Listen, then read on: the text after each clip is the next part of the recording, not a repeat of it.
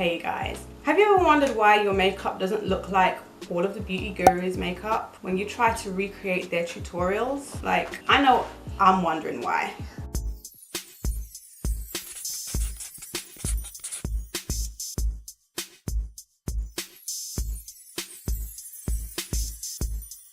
So we're gonna explore and have a look at some reasons why our makeup never comes out looking like the beauty gurus. So reason one, lighting. A lot of the time beauty gurus have expensive studio lighting like ring lights. I've got a ring light. They also have like softbox lights and they have reflectors and the lighting is just perfect. But if they weren't to have those lights, you'd be able to see all of the imperfections that don't necessarily show up on camera when you have all of those lights. The lights help to just drown out the imperfections and make things look a lot better than what it actually may look like in reality. Reason number two, substituting products. So for example, a beauty guru might use, say, a Laura Mercier translucent powder or a Guerlain facial primer or a Dior foundation, but the rest of us ain't got that. Well, I know I ain't got that. So I'm having to substitute a lot of the products that might be high quality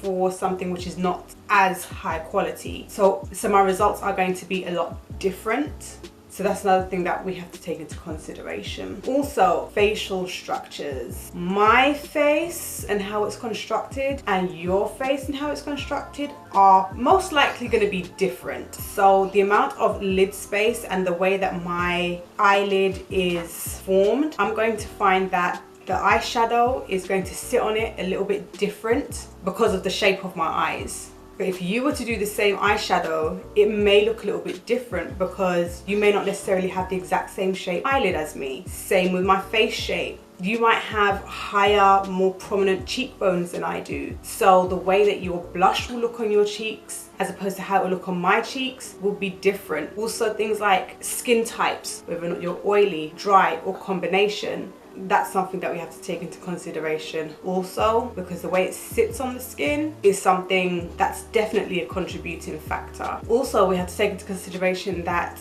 some of the beauty gurus that we look up to have had things like fillers, and I mean, I have had lip fillers. I've been very transparent about it. I've made a video, I think 2 videos so far, about my lip fillers and what my experience was like. And I know that not every single beauty guru that we see, and when I say beauty guru, I'm talking about like the big beauty gurus who have like hundreds of thousands, if not millions of subscribers.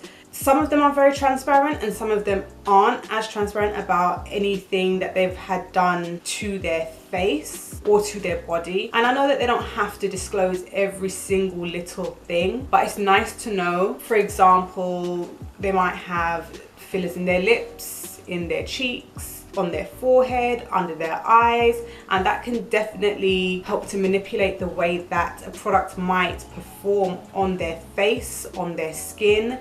Because for example, as I said, I've had lip fillers, so I find that my lipstick looks a hell of a lot better on my lips now than it did before when I didn't have my lip fillers. Even though I had full lips, them being even fuller, I see the difference, and it makes a hell of a difference. So that is another thing to consider as well. Another thing we have to consider is skin tone and undertones. So me and another person might be around the same shade, but my undertones are predominantly yellow and their undertones might be predominantly pink, let's say, for example. So even if we were to wear the same makeup and try and wear it in the same way, it may look so different because our undertones are different. So of course, let's say for example, if I was doing a makeup tutorial that was set by someone who had a very, very, very fair skin tone, I know it's not going to look exactly like theirs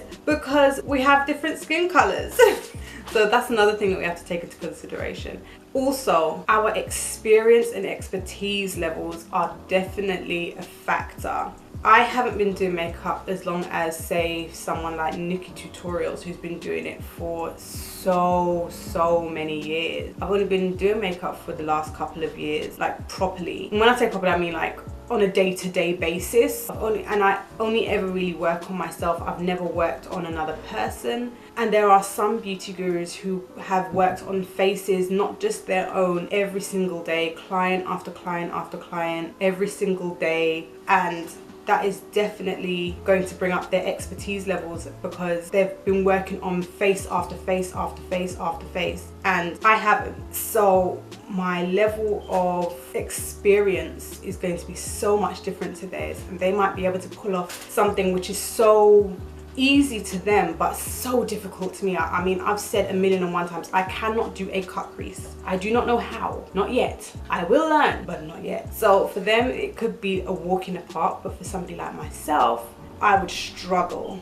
But either way, whether or not you are a beginner in makeup, whether or not you are an OG, just keep doing what you're doing. If you have a love for beauty and a love for makeup, just keep on going, and you'll be able to figure out what makeup techniques works for your skin, your face, your facial shape, etc.